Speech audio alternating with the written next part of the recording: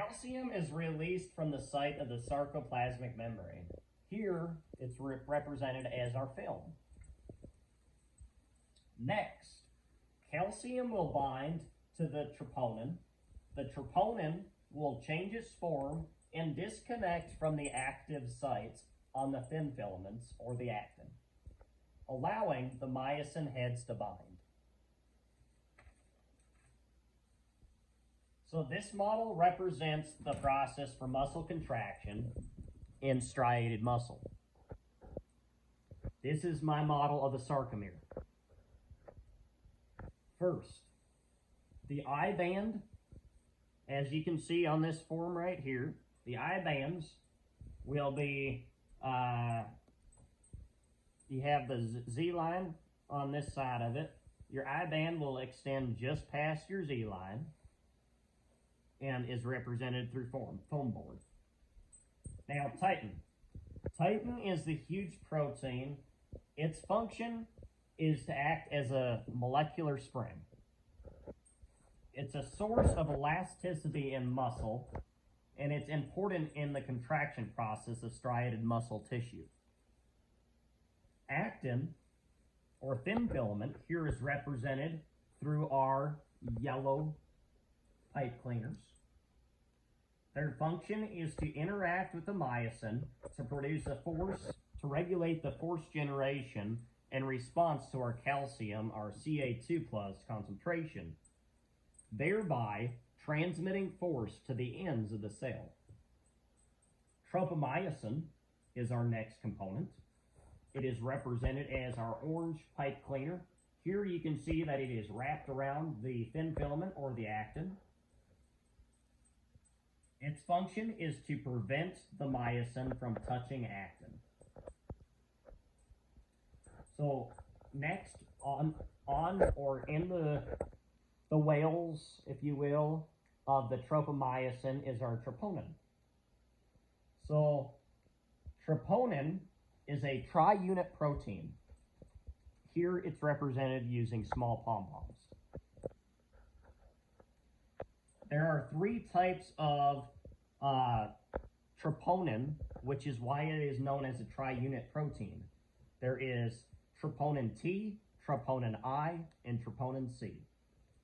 Troponin T acts to retain protein to tropomyosin.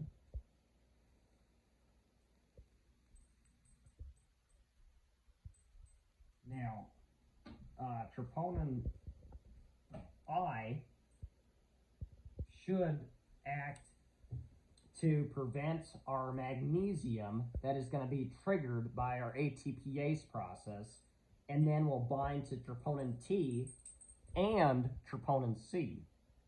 There it will separate and the combined troponin units from being drawn towards the site of our actin, or our thin filaments. Troponin C, its job is to allow calcium source to be brought into muscle.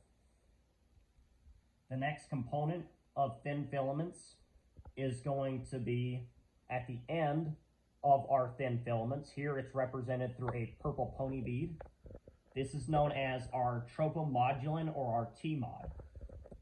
So in the TMOD, isoforms TMOD1 and TMOD4 will interact with our lyomodin, our LMOD2 and LMOD3. This will control our myofibril organization, or the way that our myofibrils are collected. The thin filaments length and the actin-myosin cross-bridge will also be controlled through the TMOD process, along with the formation in our skeletal muscle fibers. Alpha-actinin. Here, as you can see on both sides, it is represented using a red silky cord. It's going to support our Z line. It's going to be a cytoskeletal protein that creates the Z line and holds the thin filaments within that site of the Z line. We are going to assist with the control of the length and tension in our stress fibers. And the last component in our Z line, or our I band, is the nebulon.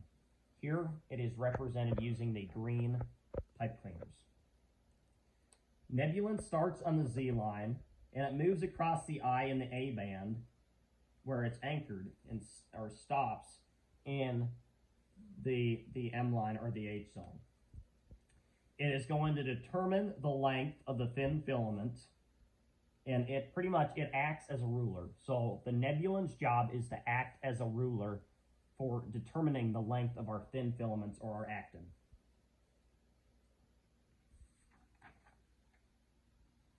The H zone, as you can see here, it is this site right here. It's the area of space within our thin filaments in the A band, which the A band is represented here. The pseudo H zone, which is the very center leading up to the M line, is going to be where there's going to be no myosin heads present. The M line, or that center, is going to be the force that prevents our thick filaments from falling off track and colliding. The thick filaments are represented using a 1/4 inch threaded rod. The 1/4 inch wing nuts on the threaded rod are our myosin heads. Now in myosin is made up of 6 chains, 2 heavy chains and 4 light chains. The site of the light chains is going to be where our actin binding site is, and also where our ATPase process will happen. The twisted copper wire on the thick filaments are our C proteins. The C protein's job is to keep the thick filaments together.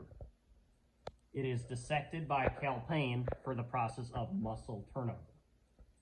The thick filaments will overlap here with their thin filaments with the use of these C proteins. So the movement. On this specific model, our movement is done by our popsicle sticks in a skiing motion. On the actual sarcomere, the contraction will take place Z lines. So our Z lines, which are these right here, the light blue on the foam board, are going to move together. Our I band, which is the outside parameter of our Z lines, will also shrink in size. The A band will stay the same width. Now, when fully contracted, the thin filaments will cross each other. And the last thing that I'll leave you with, without the sarcomere muscle contraction, would be next to impossible. Thank you.